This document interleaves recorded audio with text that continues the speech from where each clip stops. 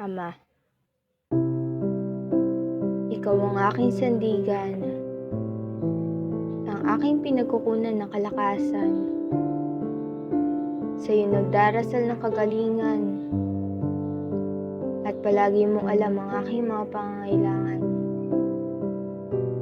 Ni minsan hindi ka sumuko, kahit pa paulit-ulit kitang binibigo. Akala ko kasi nararapat na kapag lumapit ako sa'yo, kailangan ko maging malinis at perpekto. Pero paano yun magagawa kung habang nabubuhay ako sa mundo, ay paulit-ulit magkakasala? Ilang beses akong nadapa pero hindi nadala.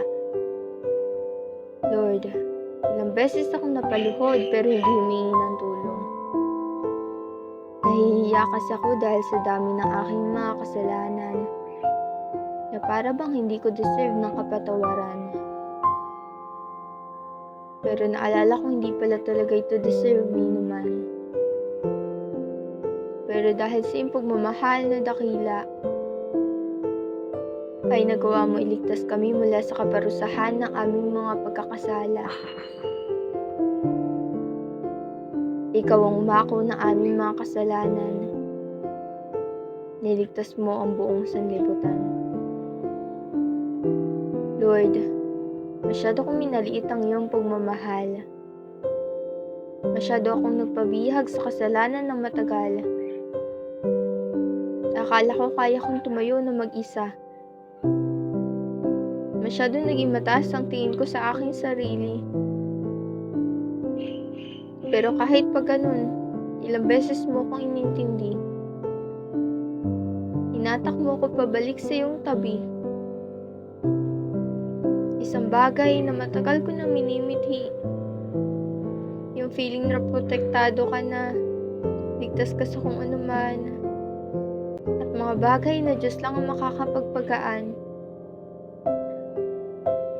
Pagmamahal na Diyos lang ang makakapagparamdam, at kapayapaang matagal na nating inaasam. Ang Diyos na namatay sa krus para sa ating mga kasalanan, na ang kung sino mang maniwala at sumunod sa Kanya ay magkakaroon ng buhay na walang hanggan. Sa langit na wala ng kalungkutan, at ang Diyos na magsisilbing liwanag sa iyong daan. Ang Diyos na kinalimutan ng iyong nakaraan, at patuloy kang binabago sa kasalukuyan. Hindi ang mabubuting gawa mo ang makakapagligtas sa iyo, kundi ang Diyos lamang.